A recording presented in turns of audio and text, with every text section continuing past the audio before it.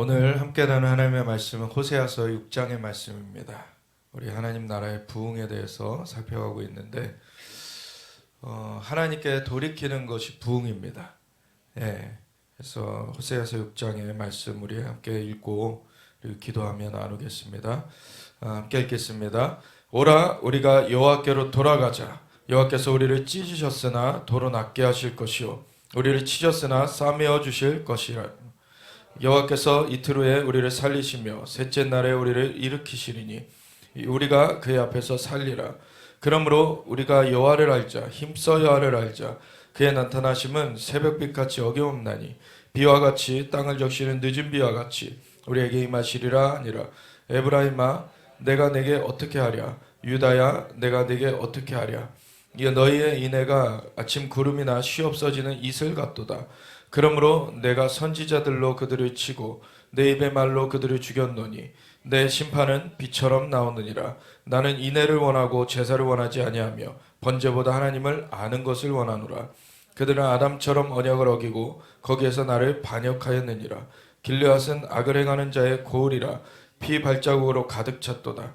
강도 때가 사람을 기다린 같이 제사장의 무리가 세겜길에서 살인하니 그들이 사악을 행하였느니라.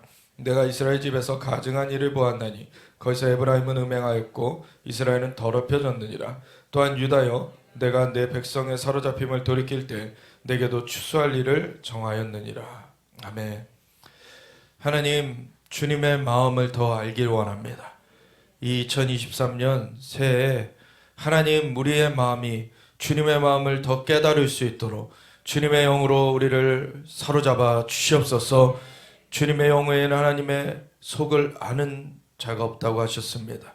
오직 하나님의 영으로 우리가 충만하여져서 주님의 마음을 알고 주님과 함께 동행하기 원합니다. 주님 영광 받으시옵소서. 감사드리며 예수 그리스도 예수와 마시아 이름으로 기도드렸습니다. 아멘.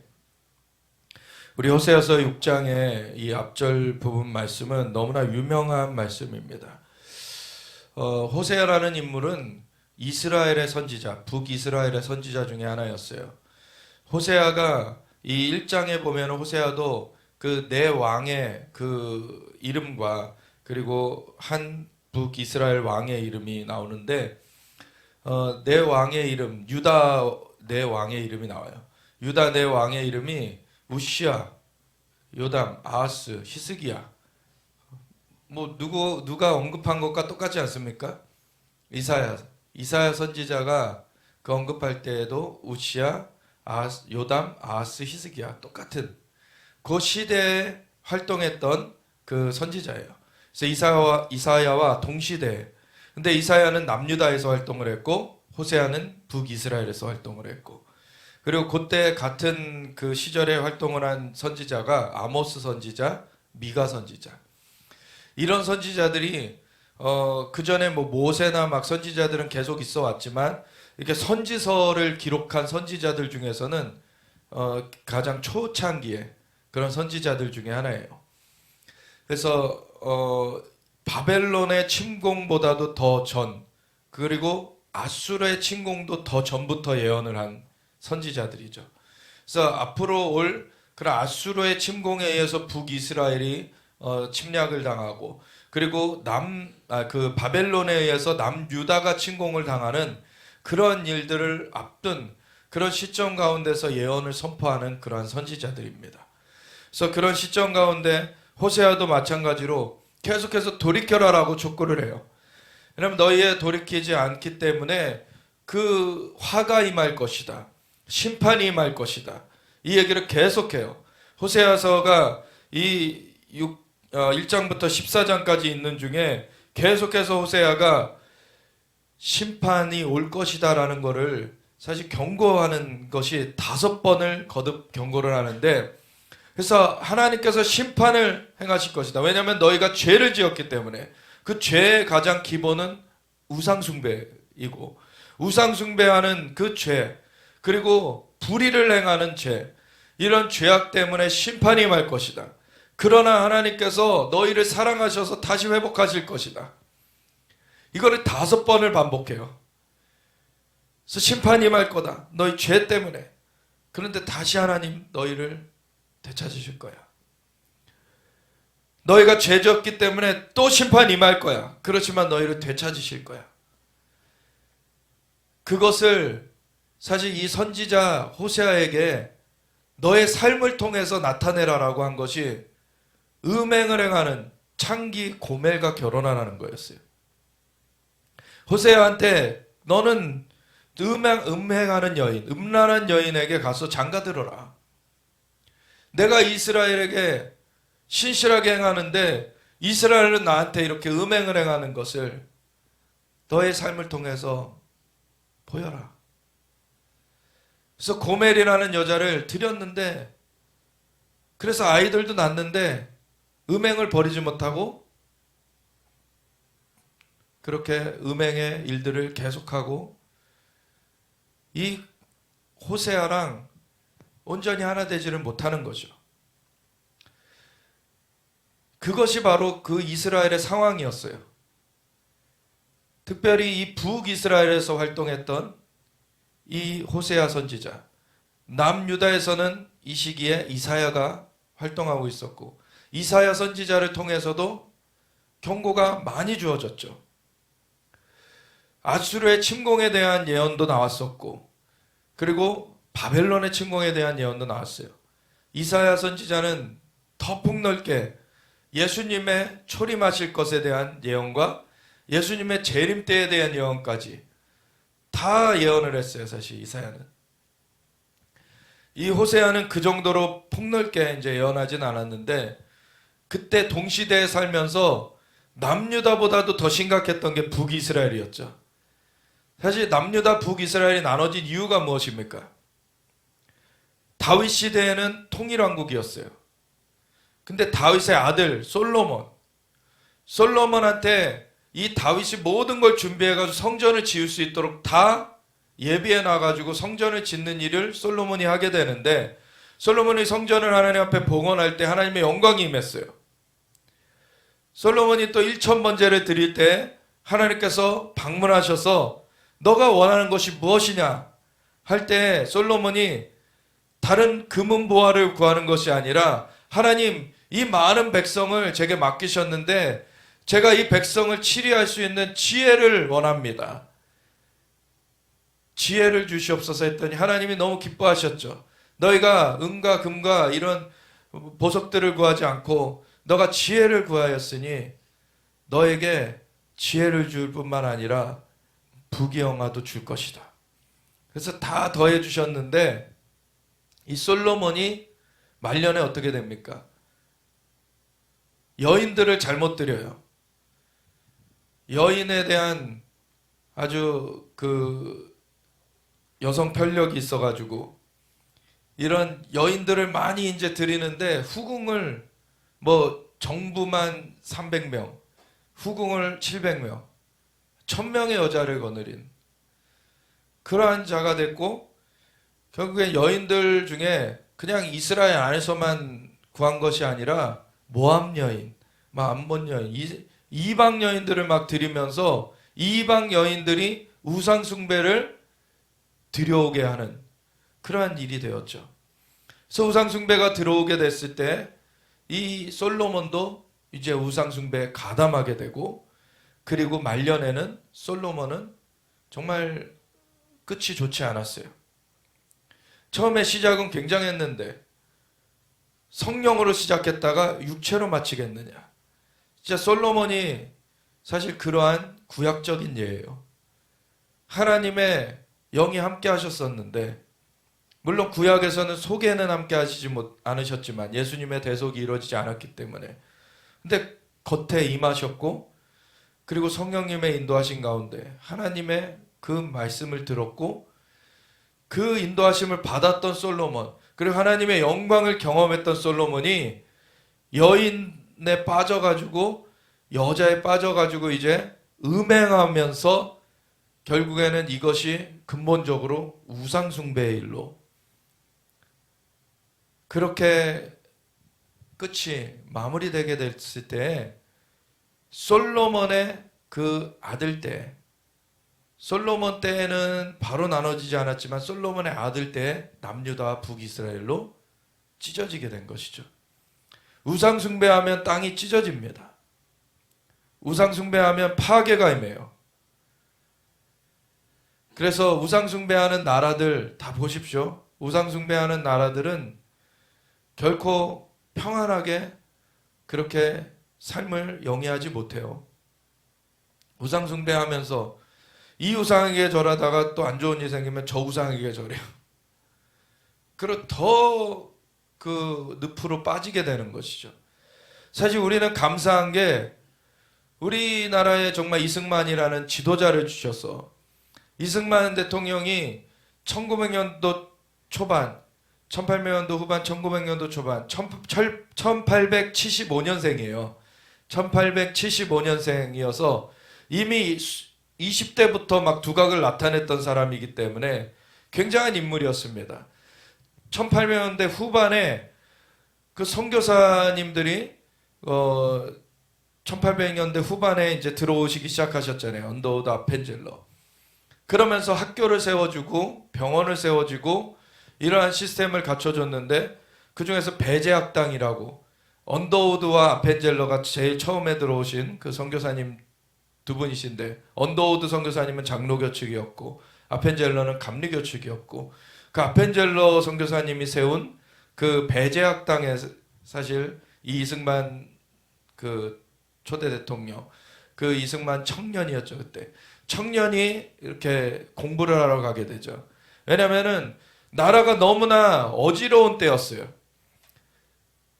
러일 전쟁이 있었고 러일 전쟁에서 사실은 고종이 러시아에 붙었었는데 그 전에 일본이 이겨버리니까 아간 파천을 하게 되죠. 도망가게 돼요. 그러고서 다시 와도 이제는 일본의 그 지배하는 그러한 그 손을 뿌리칠 수가 없는 그런 상황이 돼버렸죠. 그런 가운데서 이제 나라가 완전히 이제 망해가는 그런 가운데 이승만 초대 대통령, 그때 이승만 청년은 도대체 이 나라들이 의 흥망성쇠를 겪는데 어떤 나라는 계속 못 살고 보면은 어떤 나라는 지금 왜 부강해서 저렇게 잘 살고 그거를 살펴보니까 잘 사는 나라, 정말 강건한 나라, 부강한 나라를 보니까 기독교 국가더라는 거예요. 기독교 국가. 그러니까 이 기독교라는 걸 좀 알아봐야 되겠다. 이분은 다른 이유가 아니라 나라에 대한 걱정 때문에 사실 기독교를 접하게 된 겁니다. 그래서 나라에 대한 걱정 가운데 기독교를 접하고 배제학당에서 이제 공부를 하다가 6개월 만에 영어를 마스터해요. 아주 수재였죠. 천재였죠, 사실. 6개월 만에 영어를 마스터하고 자기가 사전을 편찬을 해요. 영어 사전을.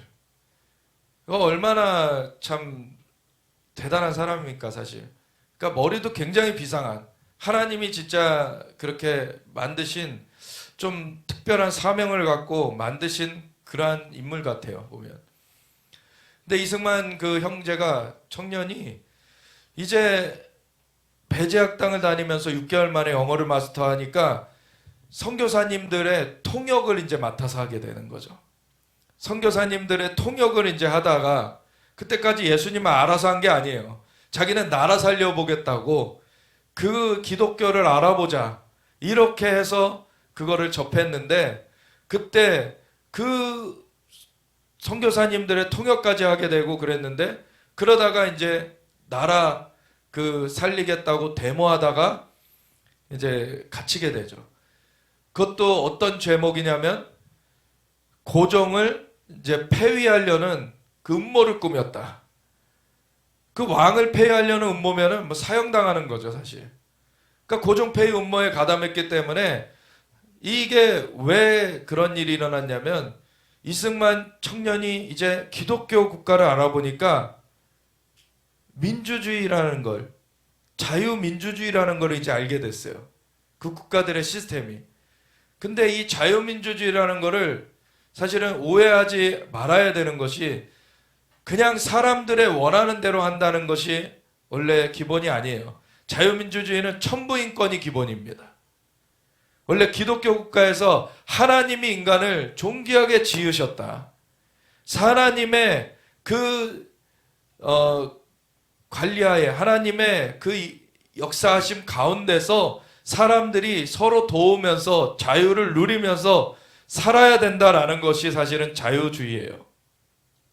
그래서 천부인권이 빠지면은 이 자유주의라고 이름은 똑같아도 그거는 우상숭배로, 그리고 굉장히 그 음란한 걸로, 음행으로 그렇게 빠져들어가는 것이 또한 이 자유주의라는 것의 또 맹점이기도 합니다. 왜냐하면 근간을 잃어버리기 때문에 그렇게 되면.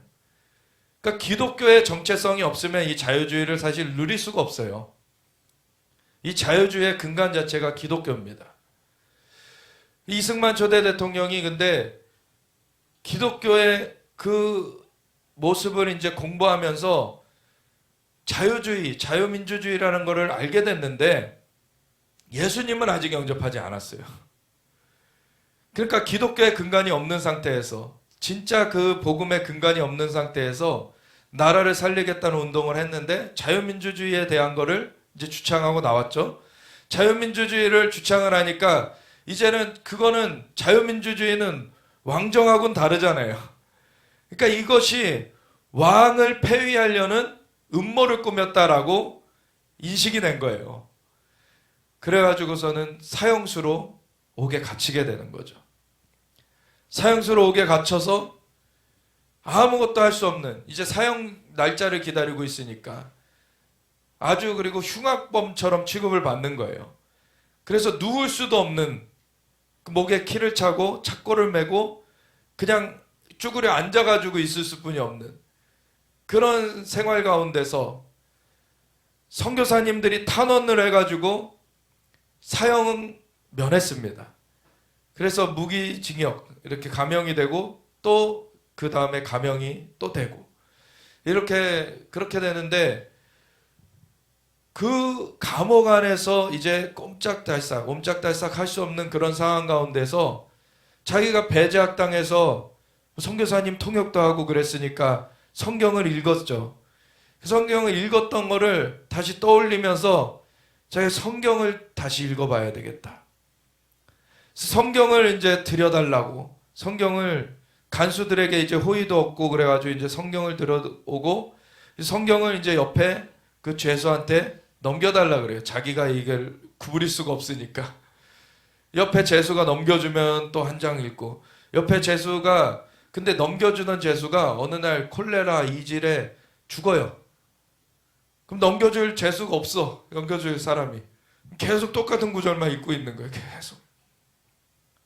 계속 똑같은 구절 읽고 있는 거예요.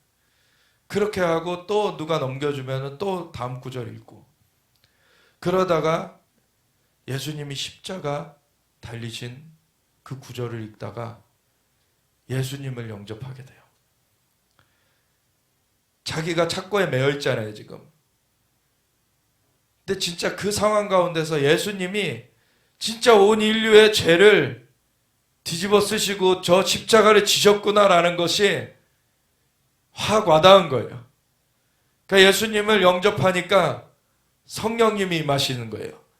그 성령이 임하셔서 성령의 불이 그냥 같이 임하기 시작해가지고 그날 자기가 불덩이가 됐다고, 불이. 그런 기록을 해요. 그래서 이승만 초대 대통령이 그때부터 나라를 이제 다시 세우는 그 그림을 그리는데, 기독교 국가로 나라가 세워져야 된다. 그래서 기독교 입국론이라 그러죠.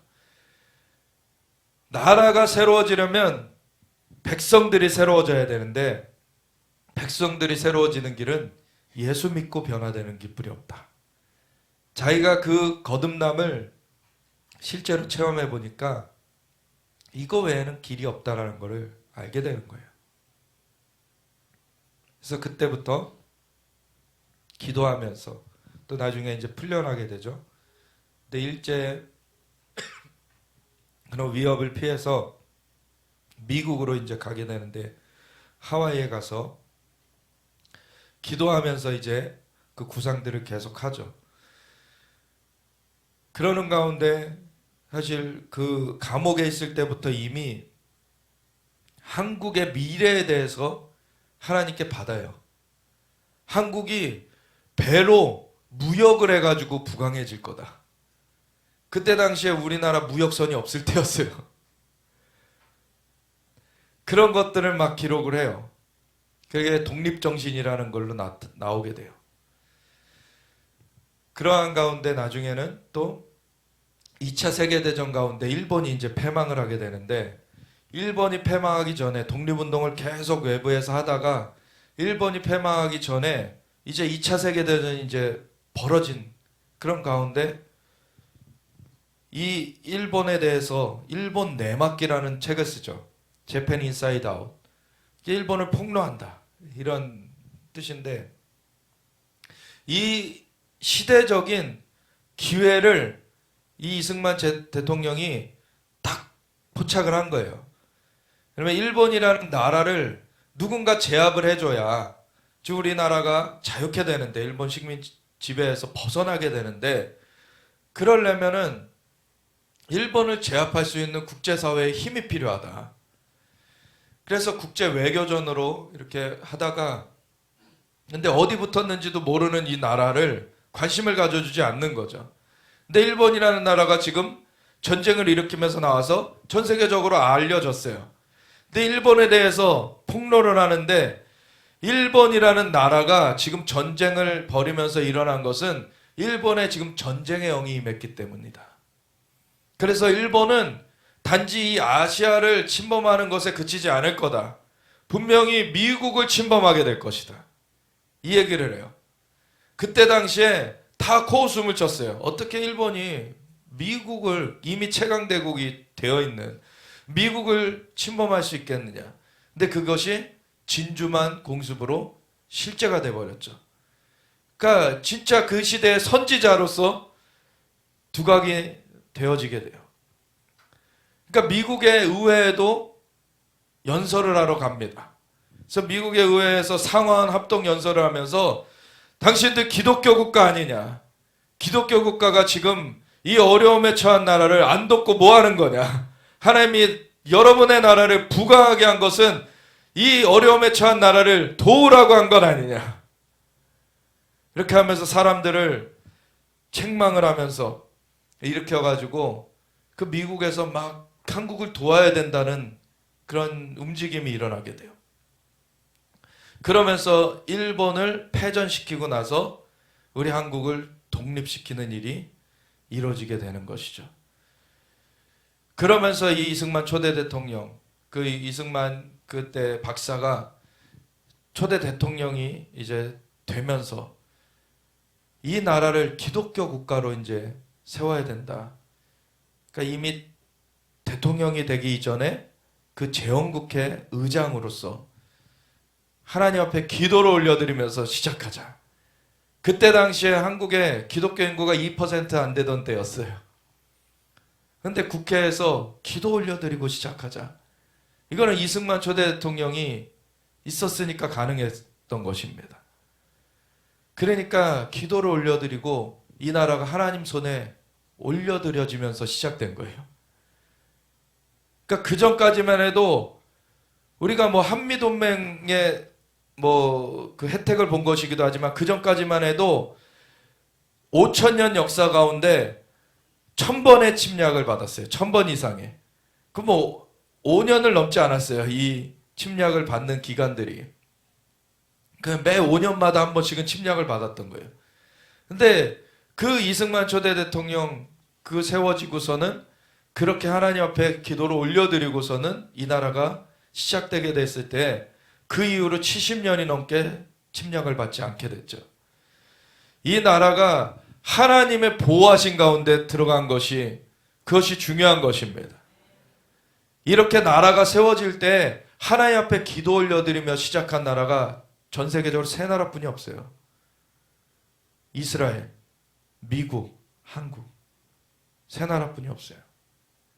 우리나라가 굉장히 특별한 은혜를 입었다는 것을 알아야 되는 것입니다. 그래서 이 한국을 하나님께서 그렇게 세우셨고 우리를 보호해 오셨어요. 그런데 이 한국에도 엄청난 부흥이 있었는데 또 다른 한편으로는 또 부흥이 사그러지면서 또 음란도 이 땅 가운데 있었죠. 그러니까 우리나라에 그런 탄핵 사태와 같은 거짓의 사람들이 막 휘둘려 가지고 엄청난 그 소용돌이 가운데 들어가게 되는 일도 있게 됐죠. 그 뒤에는 또 북한이 계속해서 이 땅을 침범하려고 노리고 있는데, 우리는 하나님의 보호하심이 아니면 없어질 수 있는 나라예요. 하나님의 보호하심이 있었기 때문에 이 나라가 유지된 것입니다. 그리고 이제 이 마지막 사실 70여 년이 지나가지고 다시금 저 북한하고의 리턴 매치예요. 사실은 70여 년 전에 6.25 전쟁이 있었을 때, 6.25 전쟁이 1950년에 시작돼서 6월 25일 시작돼서 1953년 7월 27일 날 휴전을 해요. 근데 이승만 대통령은 절대 휴전 안 하겠다 그랬어요. 왜냐하면 저 북녘의 동포들을 놔두고 끝낼 수가 없다. 저 북녘은 어둠 가운데 그냥 갇혀지게 되는데, 그렇게 되면 절대 휴전하면 안 된다. 북진하겠다 우리는. 계속 그랬어요. 그래서 그때 당시에 워낙에 전쟁을 못 끝낼 그런 우려를 가지고서는 미국에서 이승만 초대 대통령을 암살하려고까지 했어요. 이승만 초대 대통령이 워낙에 반대하고 나오니까. 그리고 휴전은 하는 거는 이제 어쩔 수 없이 받아들였어요. 근데 자기는 그 휴전협정을 거기에 갈 수는 없다. 나는 그걸 동의할 수는 없다. 당신들이 하는 거는 내가 더 이상 막지는 않겠다. 그렇게 해가지고서는 미 군정하고 이제 북한 그리고 소련 이렇게 해가지고 휴전협정을 하게 된 거죠.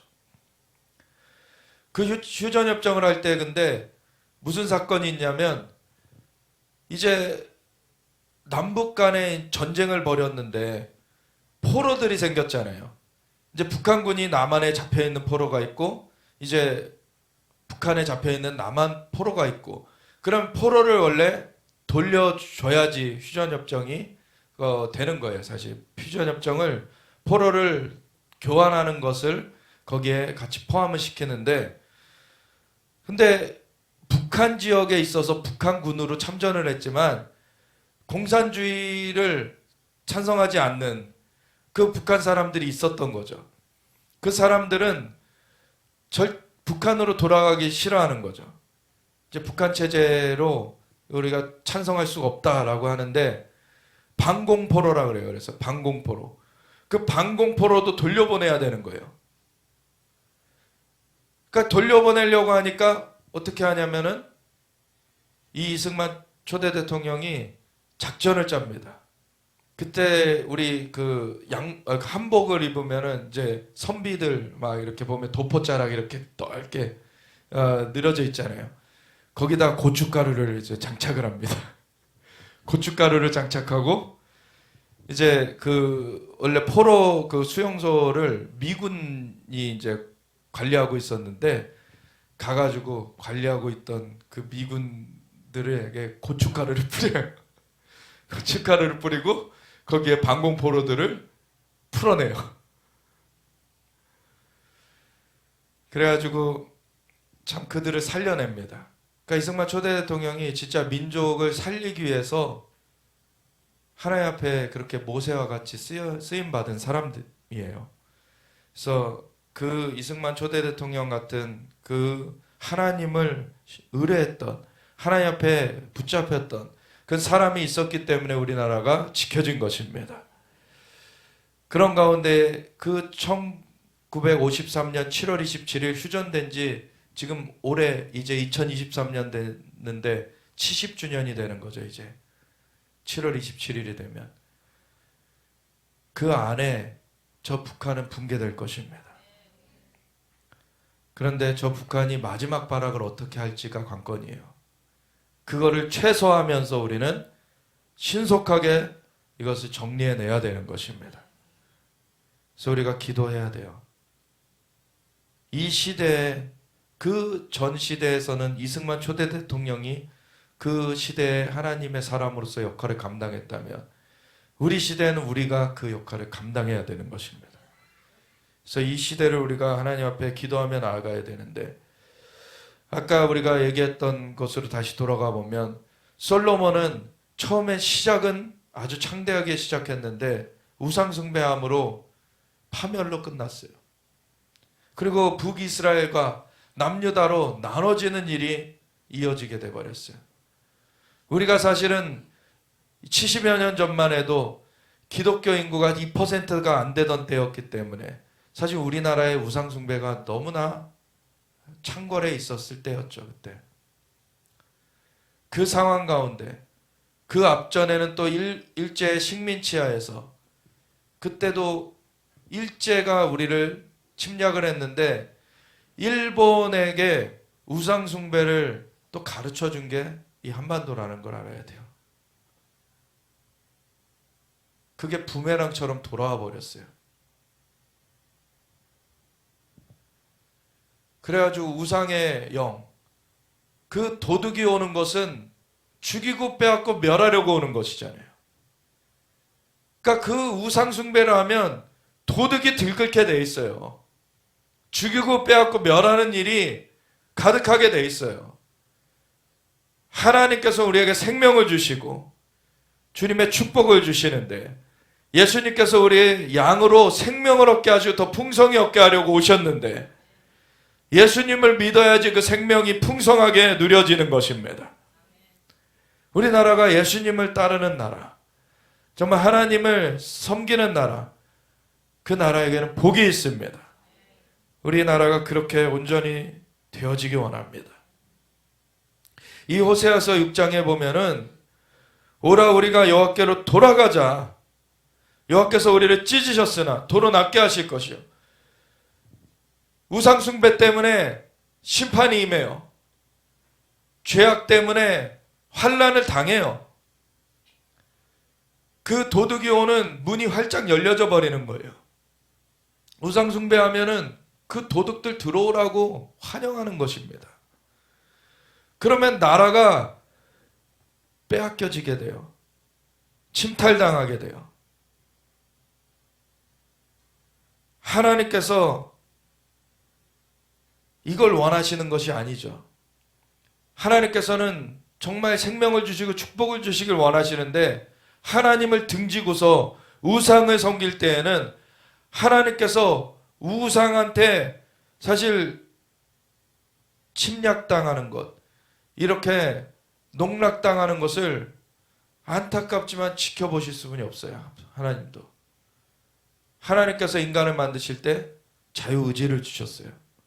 선택할 수 있는 존재로 만드셨어요. 그래서 로봇처럼 그냥 부리시는 게 아니라 내가 너희를 사랑한다라고 하시면서 그 사랑이 다시 하나님께로 올려질 수 있도록 자유의지를 가진 그런 존재로 만드셨는데, 그걸 하나님께로 올려드리지 않고 그걸 다른 우상에게로 줘버리는 거예요. 이 호세아가 결혼했던 고멜과 같이 그렇게 우상을 숭배할 때 하나님은 너무나 가슴이 찢어지시죠. 사실 내가 사랑해서 만들었고, 내가 사랑해서 아꼈고, 내가 사랑해서 품었는데, 나는 이렇게 사랑을 하는데 그 상대가 하나님을 저버리고 다른 걸 바라보는 거예요.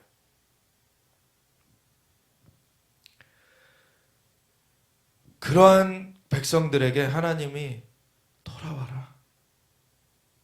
내가 다시 너희를 상처를 싸매어주고 그거를 고쳐주기를 원한다. 계속 돌이키게 하시는 거예요. 이 선지자를 보내셔서 그대로 가면은 너희가 멸망된다, 심판된다, 그 죄악의 길로 가지 말아라 계속 경고하시고, 하나님께로 돌아와라, 하나님께로 나와라, 너희에게 생명을 주시고 너희를 사랑하시는 하나님께로 나와라. 이것이 선지자들의 계속되는 외침이에요. 오라 우리가 여호와께로 돌아가자. 여호와께서 우리를 찢으셨으나 도로 낫게 하실 것이요 우리를 치셨으나 싸매어 주실 것입니다. 여호와께서 이틀 후에 우리를 살리시며 셋째 날에 우리를 일으키시리니 우리가 그의 앞에 살리라. 사실은 이 호세아의 시대, 그때 우시야, 요담, 아하스, 히스기야까지 걸쳐서, 근데 히스기야 때 무슨 일이 있습니까? 바벨론의 사신이 왔을 때 궁전의 보물들을 다 자랑했다가 하나님의 말씀이 임하죠. 이사야를 통해서 말씀이 임하는데 왜 그러냐고, 너가 그렇게 한 것 때문에, 당신이 그렇게 한 것 때문에 이 나라의 국간이 빼앗겨질 것이다. 이 나라가 침략을 당하게 될 것이다. 이미 그때 바벨론에 의한 침략이 예언이 돼요. 유다에도. 그래서 히스기야 때 아직 바벨론이 침략하기 전이지만 이미 바벨론이 침략할 것에 대한 예언이 나옵니다. 그리고 이미 그때 북이스라엘은 아수르에 의해서 멸망된 그런 상황. 아수르에 의해서 북이스라엘은 다 이제 흩어져 버리고, 이제 그리고 남아있는 자들은 다른 이방 민족들과 그냥 혼합을 시켜버려 가지고 유대의 정체성을 말살시키는 정책을 펼쳤어요. 그래서 예수님 시대에도 그 예수님의 제자들이나 유대인들이 그 사마리아인들을 상종을 하지 않았다 그랬잖아요.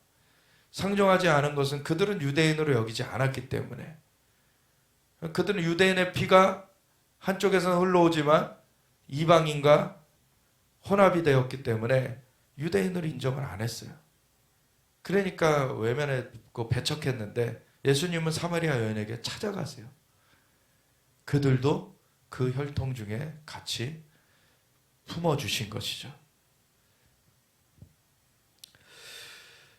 그래서 이 우상숭배로 말미암아 북이스라엘은 아수르로 이제 침략을 당하게 되고, 아수르에 의해서, 그리고 남유다는 바벨론에 의해서 침략을 당하게 되고, 바벨론의 침략을 당해서 포로가 되어 갔다가 70년 안에 다시 돌아오는데, 그래서 한 400년간을 다시 그 원땅에서, 한 500년간을 원땅에서 살아요.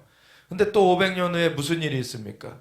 예수님 시대, 그리고 예수님의 승천 이후에 로마의 속국이 된 그 상황에서 이제 로마에 의해서 예루살렘이 함락돼 버리고 성전이 도리에 돌 하나도 남겨지지 않고 다 무너뜨려지는 그런 일 가운데 유대인들이 또 전 세계로 흩어져 버려요. 그런 상황, 이제는 남유다인들까지도 전 세계로 흩어져 버린 그런 상황이 됐을 때 이 2절의 말씀, 호세아서 6장 2절의 말씀, 여호와께서 이틀 후에 우리를 살리신다.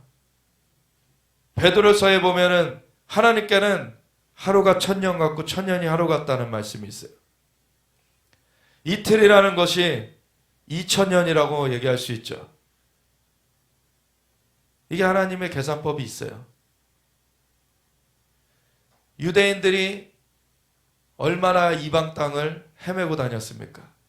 2000년을 헤매고 다녔어요. 이틀 후에 우리를 살리시며 셋째 날에 우리를 일으키시려.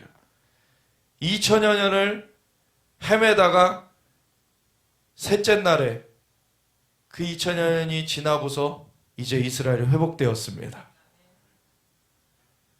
그들의 구루터기는 남아 있어서 계속되어 왔지만 이스라엘이라는 나라는 흩어져 버려가지고 지구상에 존재하지 않았다가 2000여 년 만에 다시 회복이 되었어요.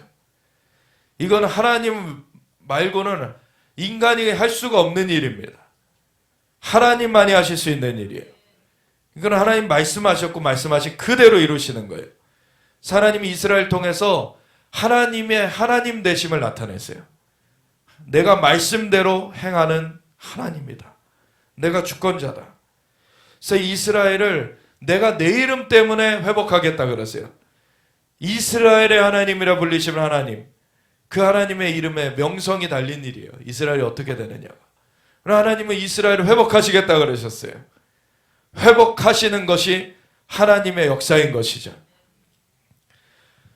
그래서 하나님은 그렇게 이 호세아 시대에도 계속 경고하면서 너희가 죄악을 범하기 때문에, 우상 숭배를 하기 때문에 너에게 심판이 임할 것이야. 그러나 하나님은 다시 너희를 돌이키시길 원하셔. 다시 너희를 품어주시길 원하셔. 하나님의 마음이 항상 이렇습니다. 하나님의 마음이 정말 사람들을 내게로 나와라. 내가 너희를 품어주길 원한다. 내가 너희를 사랑하고 너희를 살려주길 원한다. 계속 이러한 마음이에요. 이 이스라엘이 겪었던 것만이 아니라 전 세계적으로도 역사상에 뭐 타락한 얘기가 수두룩하죠, 사실. 인간의 타락의 얘기가. 그리고 기독교 국가라고 인식이 되는 저 미국에서도 사람들이 이제 젊은 아이들이 이제 교회를 나가지 않고, 젊은 아이들이 거리의 불황화로 이제 기존의 권위를 거스르면서 이제 더 이상 기존의 뭐 어른들의 말을 안 듣겠다. 그리고 마약하고 정말 음란하게 그냥 성관계를 집단적으로도 하고 막 그렇게 사는 시대가, 그 히피 문화가 일어나가지고 1900년도 중반에, 그래가지고 미국도 완전히 쇠락했을 때, 그때 이 하나님의 마음을 붙들고 기도했던 여인들이 있었습니다. 하나님, 우리 이 다음 세대를 살려주세요. 이 다음 세대를 다시 일으켜주세요. 하나님, 건져주세요. 그 기도 가운데 터진 것이 지저스 무브먼트입니다. 예수운동이 일어나서 그때 마약을 하던 애들이 갑자기 예수님을 영접하고 마약이 끊겨버려요. 그냥 매일같이 예수님을 영접하는 청년들이 그냥 캘리포니아 그 해변가에만 수백 명씩 나타났기 때문에 매일 수백 명을 그 바닷가에서 침례를 주는 거예요. 그렇게 주님께 돌아오는 일이 있었습니다. 역사상에 이런 부흥운동들이 계속해서 있어 왔어요. 하나님이 계속 돌아오라라고 하나님은 계속 이걸 기다리고 계세요. 그 마음을 붙들고 기도할 사람을 또한 찾고 계십니다. 이반 로버츠가 웨일즈에서 그 마음을 붙들고 기도했어요. 그리고 부흥이 터졌습니다. 우리나라의 기수원주 장로님이 그 마음을 붙들고 기도했어요. 그리고 부흥이 터졌습니다. 그러므로 우리가 여호와를 알자. 힘써 여호와를 알자. 그의 나타나심은 새벽빛같이 어김없나니 비와 같이, 땅을 적시는 늦은 비와 같이 우리에게 임하시리라 하니라. 우리가 하나님을 아는 것. 요한복음 17장 3절에 보면 예수님께서 하나님 아버지께 기도를 올려드리면서 영생은 유일하신 참 하나님과 그의 보내신 자 예수 그리스도를 아는 것이니이다. 우리가 하나님을 더 알아가야 돼요. 하나님의 마음을 깨달아가야 돼요. 정말 하나님은 신실하십니다. 그의 나타나심은 새벽빛같이 어김없어요. 하나님은 우리를 만나고 싶어 하세요. 비와 같이 땅을 적시는 늦은 비와 같이 우리에게 임하시리라. 우리가 주님께로 얼굴을 향하면 주님과 얼굴을 마주보게 되는 것입니다. 에브라임아, 이 북이스라엘을 또한 에브라임이라고도 불렀죠. 에브라임아, 내가 내게 어떻게 하랴? 유다야, 남유다를 유다, 그 대표 족속을, 대표 지파를 이름하여서 불렀어요. 유다야, 내가 내게 어떻게 하랴? 너의 인애가 아침 구름이나 쉬없어지는 이슬 같도다. 하나님은 신실하게 사랑하시는데 이 북이스라엘 남유다는 그냥 아침 구름이나 쉬없어지는 이슬같이 그냥 하나님 앞에 나오는 것 같다가도 또 딴 데로 가요. 오늘날 크리스천들 많이 이렇죠. 하나님 앞에 나와가지고 예배 드리는 것으로 정말 하나님 앞에 선거처럼 하다가도 세상에서 하나님보다 정말 이 세상의 이득을 놓고서는 그걸 따라가느라고 하나님을 등지고 우상숭배에 가담하게 되는,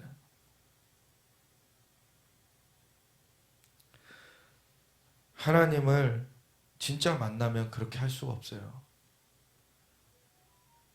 하나님과의 관계가 정말 친밀하게 깊어지는 사람들은 하나님을 아프게 하는 것을 하려고 하지 않습니다.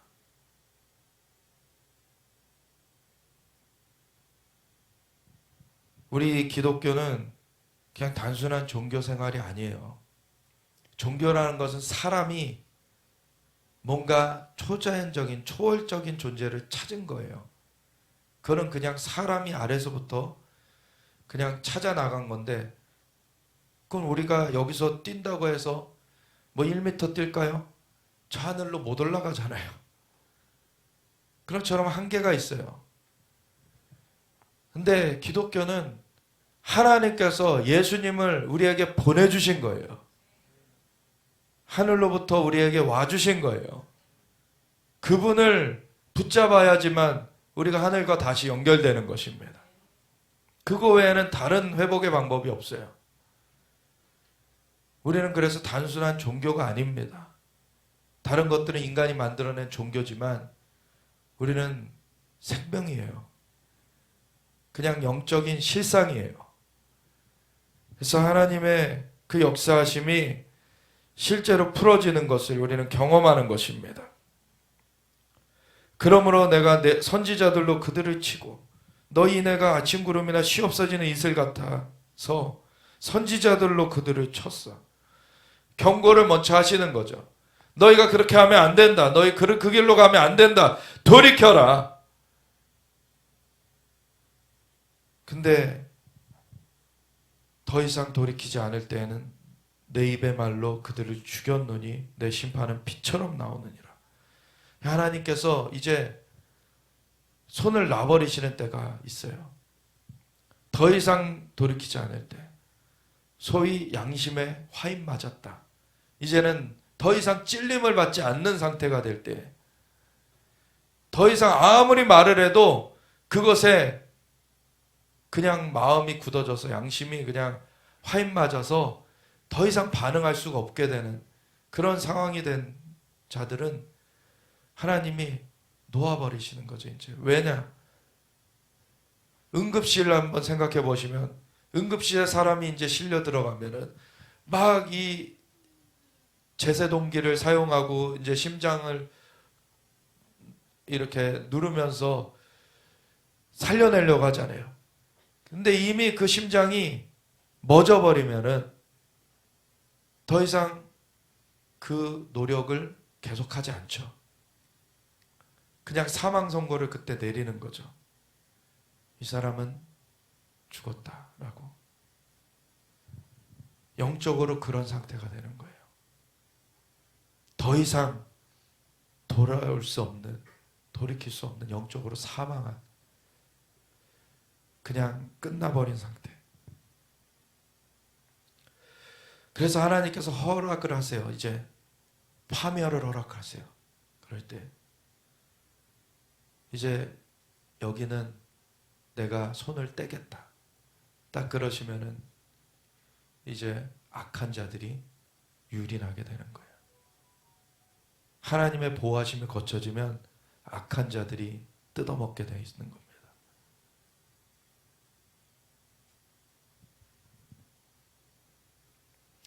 나는 인애를 원하고 제사를 원하지 아니하며 그냥 형식만 갖췄다고 마음은 딴 데 가 있는데 그거에 속지 않으세요.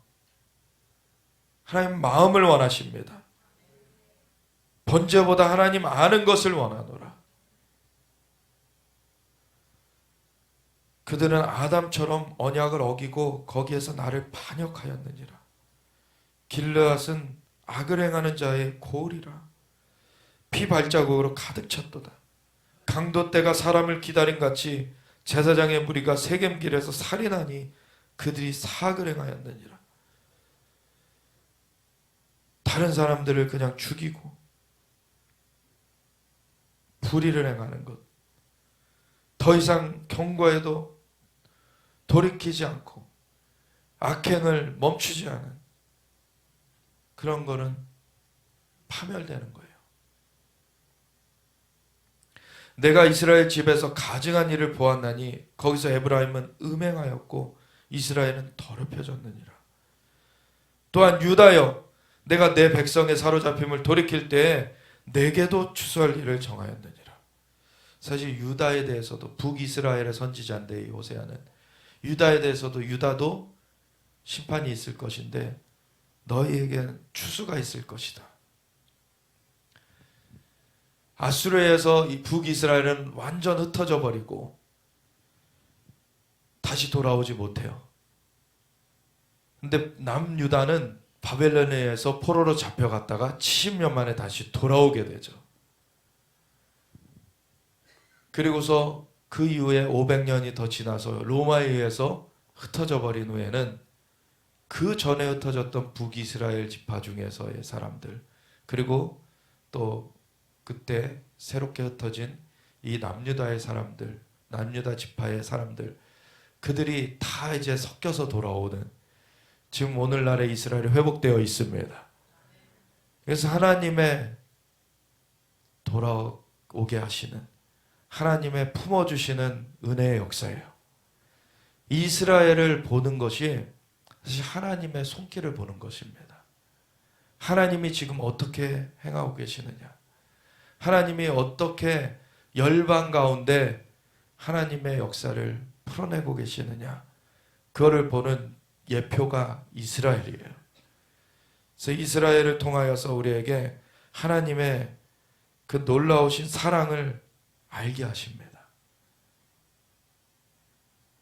그래서 우리가 함께 정말 오늘 기도할 때 하나님 정말 주님의 마음을 알기 원합니다. 주님을 더 깊이 알아가기 원합니다. 여호와께로 돌이키는 것이 부흥인데, 부흥, 정말 리바이벌, 다시 살아나는 것, 정말 주님 그 유일하신 참 하나님과 그의 보내신 예수 그리스도를 아는 것이 영생입니다. 그 주님을 우리가 더 깊이 알아가며 주님의 마음을 붙들고 부흥을 기도하며 정말 이 세대를 주님께로 돌이켜 올 수 있는, 정말 주님께로 다시금 돌아오는 그 부흥의 역사를 우리가 수종드는 하나님, 우리 이 시대의 하나님의 사람의 역할을 감당하기 원합니다. 주님 역사하여 주시옵소서. 우리가 주여 아침에 같이 기도하며 나아가겠습니다. 주여